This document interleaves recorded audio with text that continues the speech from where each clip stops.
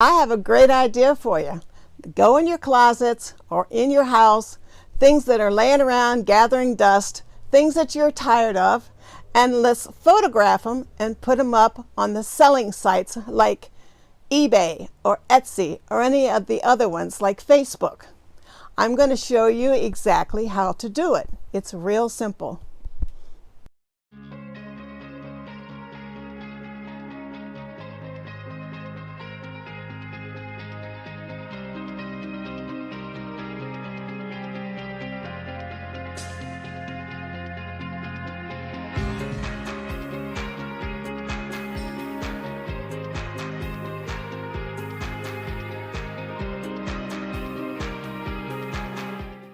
I always shoot in the shade. There's never a time that you want to shoot in direct sun. It just does not lend well to any image. Smartphones are so easy because they can get in real close. So I just love shooting with a smartphone. I used to shoot with my 35 and it was a pain in the you-know-what, because I had to keep changing lenses and it was just not working. So what you do when you're shooting products, you do each side, top and bottom, because when you're shooting something that is not brand new, people want to see what they're getting, okay? I have a fun knuckle purse that I'm going to sell, and because it has rhinestones, I want to punctuate them. So I'm going to fill in with a mirror. See what it does? It might not show up very easily. But all you do is get some cracked mirrors you got hanging around. Use a little clip. Make sure that's not in the photo when you shoot it. Put it on portrait and shoot. Again, because it's a smartphone, you don't have to worry about cameras. Just shoot all the angles. So I'm going to go above now. Shoot the back of it. And especially when I'm shooting purses, I always like to shoot the interiors also. If you're photographing shoes, always make sure the outside of the edge is in front of the camera. If you ever look at any ads that advertise shoes, that's what they do. And I'm using a lighter background this time just to emphasize the color of the shoes. I don't want it to blend in. I'm going to shoot the back of them. There we go. Now I'm going to shoot the front of the shoes. Very simple. That's shoes. Got old jewelry in your jewelry box, get it out, photograph it, and sell it. It's very simple with a smartphone. You just get in nice and tight, real simple backgrounds. Because if you get too involved with the background, you'll lose the jewelry. I want them to know how big the chain is, so I'm going to take a little shot of that. And again, I'll turn it around, and I'll do the back. It's always good when you're photographing jewelry just to kind of outline the shape of a person's neck, so they get a better idea of what it would look like. If you're shooting earrings, lay them out nice and simple. Do an overhead shot. And I noticed that this particular earring is catching the sun really nice and this isn't. So I'm going to turn it so both have nice gleams to the rhinestones. Also, you got to shoot the backs of earrings because people want to know how they are put on their ears. And there we go. I want it to look nice and clean, so I look at what I'm shooting to make sure things are in their best light. If it's cold outside still where you live, that's not a problem. You can shoot inside. We're pretending this door is a window because this is the biggest area in my home that's empty, so I can show you how to light your items inside. As you can see, I have a product that I'm going to sell on eBay, but it looks very dark.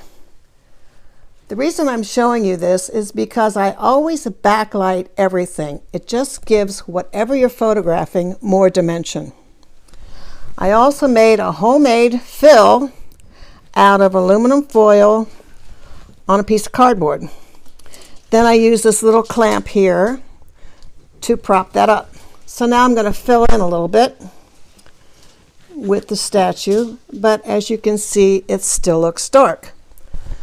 So the only way that to get this product to look gorgeous is on your iPhone or your Android.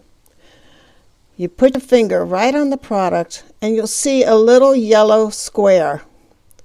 Then there's a little sunshine on the right. So what you do is you pull up on the sunshine and you'll see that the product brightens up quite a bit. There we go.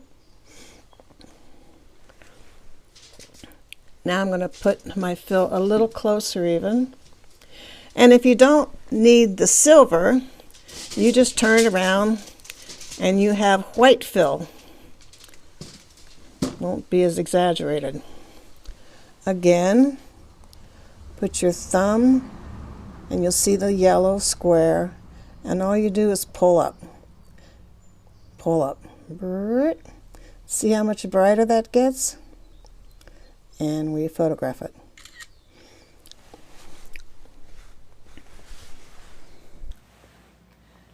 It's always a good idea to edit your photos.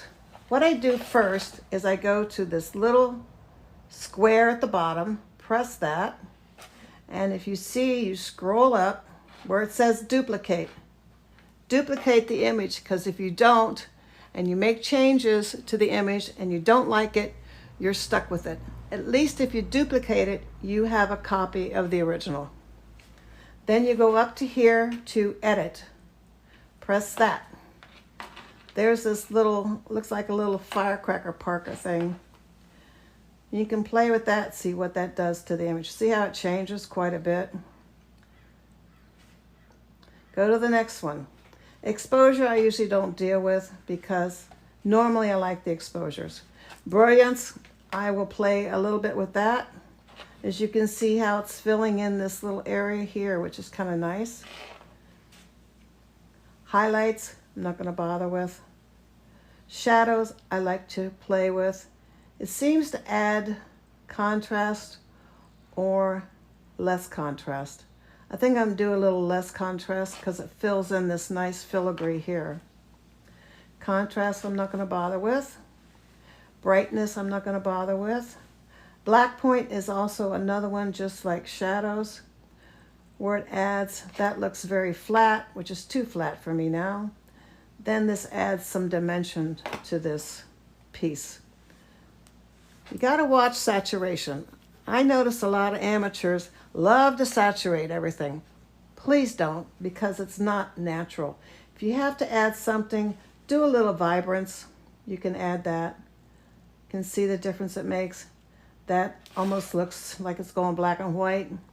And then this to this side of the slider is a little bit more brilliant, but you don't have to worry about it much. Warmth we don't need. Tint we don't need. Sharpness, you can add a little, but again, be careful with that because it gets a little overstated sometimes. Definition, you can add a little. Because of all the folds in this piece of pottery, it looks real pretty this way. Noise reduction, if you're outside, that kind of helps. We're not, but you can play with that. And this is vignette. It's kind of fun. It almost highlights the image. Done. So that is the after. And let's see where the before is. I think that was the before. So I kind of like the after. Before you photograph and post things on the selling sites, go to eBay and check out things that are similar to the things that you're selling. If they're not valuable enough, it's not worth the effort. I hope I've helped you today and given you a little bit of fun things to think about. Be creative, not be bored, and put some money in your pocket. If you really enjoyed this, click that little subscribe link below and I will do some more videos. You have a blessed day.